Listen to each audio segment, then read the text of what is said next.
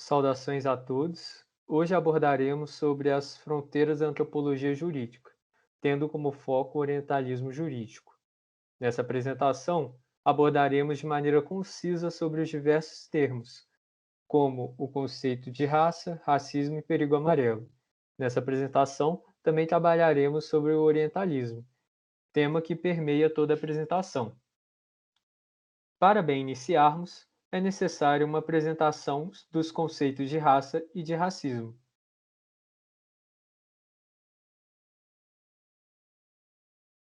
Bom, a ideia de raça possui significados variáveis em função dos contextos históricos e geográficos em que é empregada. Portanto, diferentes acepções foram atribuídas a tal termo ao longo do tempo. No entanto, apesar dessa variação de sentidos, o termo raça sempre denota uma ideia implícita e constante: a ideia de dividir a humanidade em diferentes grupos, que mantêm entre si uma relação de superioridade e inferioridade, sendo que cada um deles se distingue dos demais em razão de características inatas, compartilhadas entre seus membros. Para bem simplificarmos, separamos algumas significações de determinados contextos históricos. Por exemplo, nos primórdios da Idade Média, o conceito raça era utilizado como sinônimo de casta, sendo aplicado a animais e plantas. Já no fim deste período, o termo foi utilizado para se referir aos nobres da Itália e da França. Já no contexto de conflito entre cristãos e muçulmanos na Península Ibérica, o termo foi primeiramente associado à impureza de sangue, especialmente como referência aos judeus e muçulmanos. Posteriormente, durante a expansão ultramarina ibérica, o conceito fez referência aos nativos americanos e africanos. Na Europa do século XVII, a acepção de raça foi utilizada para indicar as variedades do gênero humano, enquanto no cenário europeu do século XIX, com o surgimento das teorias das raças e o racialismo científico, o termo foi critério de catalogação das supostas espécies humanas. Por fim, já no século XX, a raça passa a ser utilizada como sinônimo de nação, à medida que o nacionalismo aumenta. Portanto, pode-se entender que raça é um conceito utilizado quando se quer justificar práticas de dominação de um grupo sobre o outro, a partir da segregação.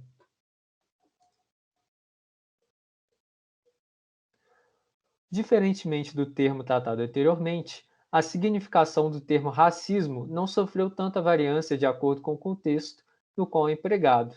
Em linhas gerais, o racismo é a atribuição de características pejorativas a determinados grupos étnicos de características diferentes, e que seriam supostamente transmitidas de geração para geração. Historicamente, o racismo é utilizado como instrumento político, justificando ações contrárias àqueles ditos inferiores e minando competidores econômicos e fortalecendo políticas imperialistas. Nesse sentido, o racismo pode ser dividido em duas ramificações: o racismo biológico, pautado em aspectos físicos, e o racismo cultural, baseado em aspectos culturais, alegando a inferioridade ou superioridade de certas culturas sobre as outras. Esse conceito, em especial, vem ganhando força atualmente, principalmente no que diz respeito aos imigrantes refugiados. Portanto, o racismo deve ser encarado como uma concepção ampla, que não se restringe a características físicas, sendo uma construção social que possui fins políticos e discrimina também com base em religião, origem e ascendência.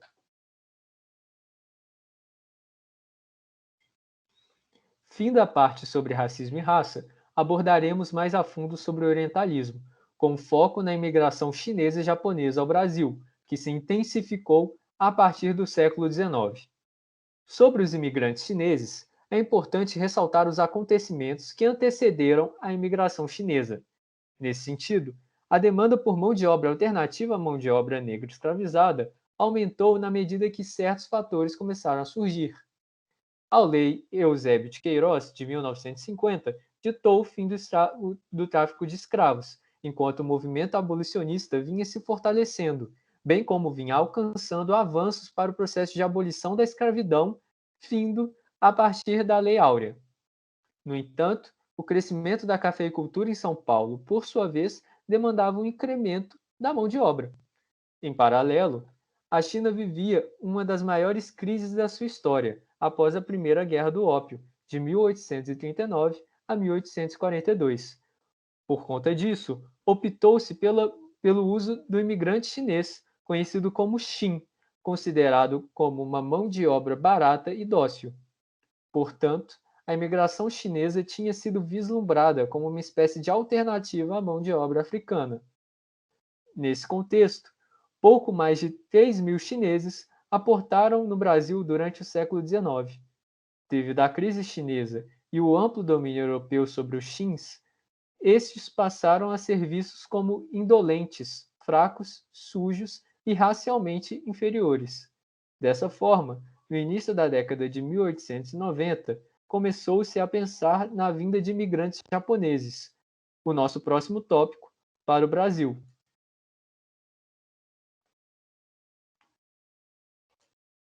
Bom, para entendermos sobre a imigração japonesa ao Brasil, antes devemos entender o contexto político do Japão no século XIX. Nessa esteira, entende-se que a partir da restauração Meiji de 1867, o Japão iniciou um processo político militarista expansionista, tendo como grande temor sucumbir ao poderio ocidental. Com o fim da Guerra Sino-Japonesa, na qual o Japão tira a China do seu lugar milenar como principal potência asiática, o Ocidente passa a ter a visão de que os japoneses representavam uma nação militarista em ascensão. Cria-se, portanto, uma imagem constituída por elementos negativos: o sorriso amarelo, porte fisicamente inferior, a cor âmbar e a personalidade traiçoeira aos japoneses. Entendendo o contexto histórico japonês, vamos aprofundar sobre o processo de imigração japonesa no Brasil. Nesse sentido, entende-se que o Brasil queria, de fato, estabelecer o branqueamento da população, buscando imigrantes europeus. O decreto número 528, de 28 de junho de 1890, definia no seu artigo 1º que era inteiramente livre a entrada nos portos da República dos indivíduos válidos e aptos para o trabalho, que não se acharem sujeitos à ação criminal do seu país, excetuados os indígenas da Ásia ou da África, que somente mediante autorização do Congresso Nacional poderão ser admitidos. Apesar disso, em 5 de outubro de 1892, foi promulgada a Lei nº 97, que versava no seu artigo 1º sobre a livre entrada no território da República a imigrantes de nacionalidade chinesa e japonesa, contanto que não sendo indigentes, mendigos, piratas, nem sujeitos à ação criminal em seus países, sejam válidos e aptos para trabalho de qualquer indústria. Sobre as visões e representações do imigrante japonês no Brasil, os períodos de 1903 a 1908 representaram um período de transformação dessas acepções. Nesses termos, o Brasil até 1907 ainda estava preso no estereótipo estético japonês das geishas e samurais. Nesse contexto, a revista Malho, na edição número 77 de 1904, publicou a capa abaixo, demonstrando uma alegoria à guerra russo-japonesa, na qual o representante japonês é posto como uma figura que, na verdade, seria um chinês, devido à trança característica da dinastia Manchu na China, mostrando desconhecimento e a pouca importância dada aos japoneses. No decorrer dos anos, o Japão continuou sendo representado no Brasil de forma pacífica, como povo superior aos chineses.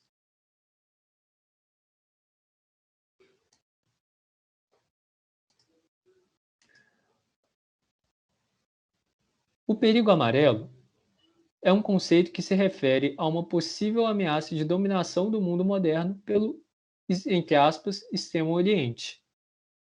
Esse termo tem origem em 1895, com a carta do imperador Guilherme II da Alemanha para o czar Nicolau II da Rússia. Na mensagem, o líder alemão alerta sobre a tarefa de, em aspas, defender a Europa das incursões da grande raça amarela, fecha aspas. Em primeira instância, essa narrativa é tecida devido ao potencial crescimento chinês, devido à expressiva densidade demográfica, vasto território e recursos naturais. Esse discurso xenofóbico e racista é consolidado ao longo dos anos entre a população, sendo legitimado por filósofos e cientistas políticos no círculo acadêmico. O século XIX se encerra com a China saindo dos holofotes por já estar enfraquecida. Em paralelo, o Japão passa a se tornar o poder hegemônico asiático, devido à emergência da nação japonesa na Ásia, como potência militar e a entrada maciça de imigrantes japoneses no Ocidente, ameaçando os planos de hegemonia dos Estados Unidos e da Inglaterra no Pacífico.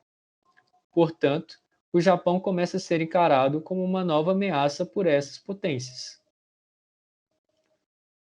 No início do século XX, os Estados Unidos já possuem no imaginário os imigrantes japoneses como um povo agressivo, que possui apresentação dócil como fraude premeditada, mas que, na verdade, está tramando planos nefastos de dominação. No Brasil, acredita-se que os imigrantes estão construindo o grande império do Sol Poente, com o objetivo de fortalecer a nova ordem na Ásia e expandir seu império. Oliveira Viana, racialista brasileiro, divide os japoneses entre Shosu e Satsuma. O primeiro tem características brancas e é responsável pela civilização japonesa. Já o segundo é mongoloide, entre aspas, e é encontrado nas camadas inferiores da sociedade, sendo esta raça que vem para o Brasil, prejudicando a formação do país. Já durante a Segunda Guerra Mundial, a imagem do japonês muda drasticamente, de fazendeiro pacato para espião cruel e sanguinário, fiel apenas ao imperador. No Brasil, cerca de 6.500 nipo-brasileiros foram expulsos da região do Porto de Santos, em São Paulo, tendo seus bens congelados para serem usados como indenização, caso houvessem prejuízos causados pelas nações do eixo ao Brasil.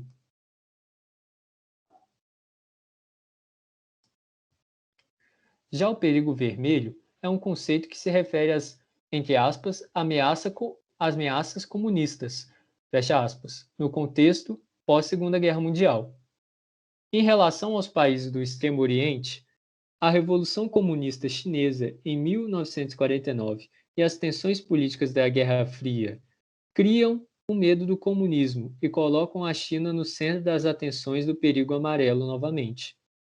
Inclusive, nesse contexto, a União Soviética perde sua branquitude diante dos europeus, que, por sua vez, passam a ver os soviéticos como um império não europeu, e muitas vezes chamando-os até de império asiático propriamente dito. Além disso, a formação da nova Coreia do Norte também contribuiu para esses discursos anticomunistas e de propagação de slogans contra a China e seus países vizinhos. Já o conceito de perigo amarelo industrializado se refere ao uso de peculiaridades do discurso do perigo amarelo, porém usados em um contexto industrial, usado para descredibilizar as indústrias dos países do Extremo Oriente. Fazendo um retrospecto histórico, entende-se que, com o fim da Segunda Guerra Mundial, os Estados Unidos auxiliaram o Japão com a nova Constituição para evitar que houvesse aliança com a União Soviética. No entanto, com a chegada da década de 70, a economia japonesa registra um crescimento ótimo e, desse modo, inicia uma competição frente aos produtos estadunidenses.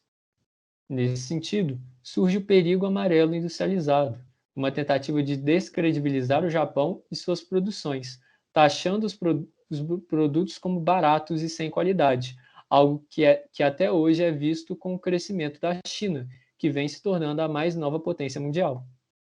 Por conta das supostas ameaças que o Oriente representava ao Ocidente, Este passou a fazer uma série de subjugações, sendo uma delas a redução do povo oriental em um só grupo, como se fosse homogêneo.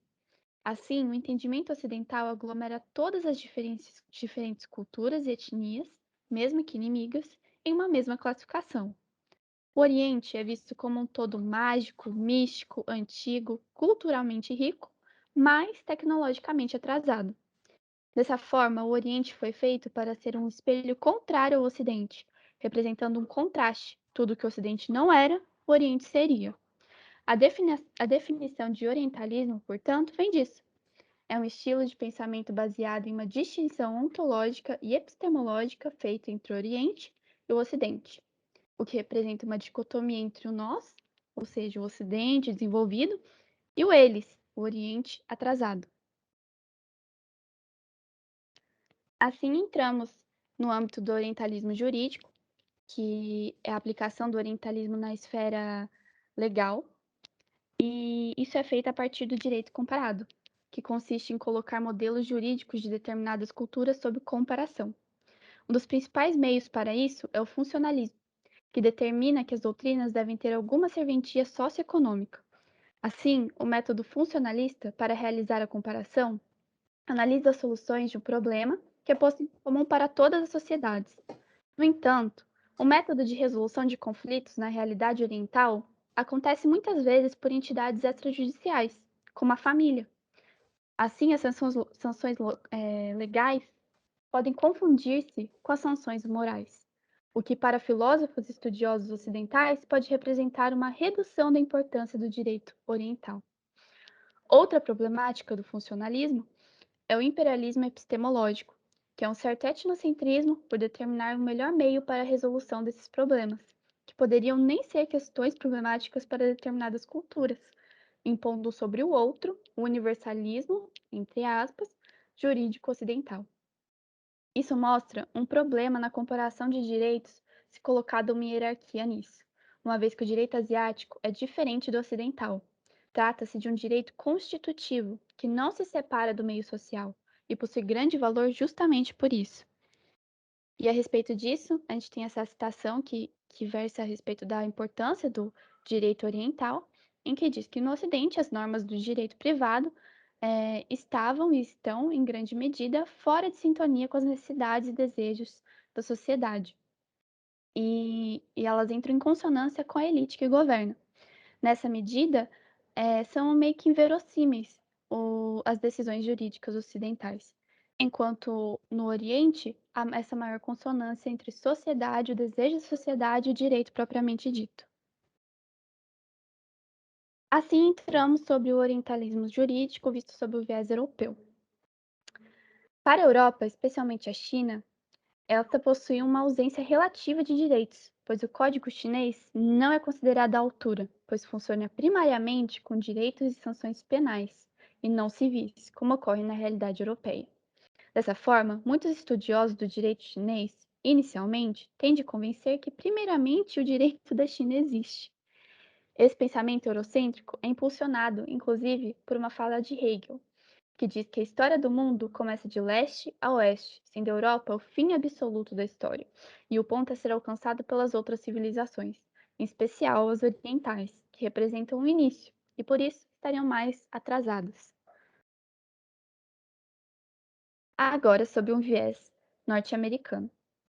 Os Estados Unidos, eles possuem um forte apego ao direito formal, o que dificulta o reconhecimento do direito de muitas civilizações orientais, que dão muita importância a entidades extrajudiciais, como já foi mencionado. Assim, as pessoas dessas civilizações são tidas como não sujeitos não jurídicos.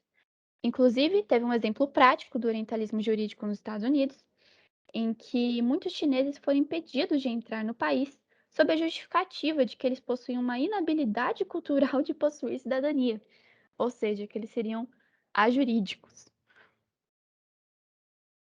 Por fim, falando um pouco sobre o cenário atual, principalmente na realidade norte-americana, ainda que não haja mais impedimento massivo de imigrações, as civilizações orientais não são vistas como sujeitos de direito ainda, mas sim como sujeitos econômicos, que estão no país apenas para ajudar no desenvolvimento da economia, que não possuem, assim, direitos políticos, pois não são considerados capazes.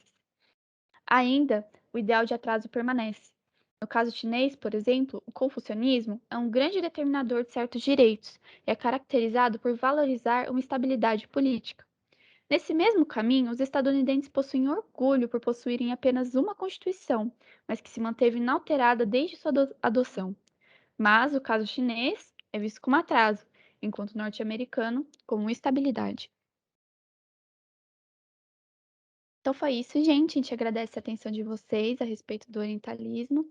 Espero que vocês tenham entendido. É isso. Obrigada.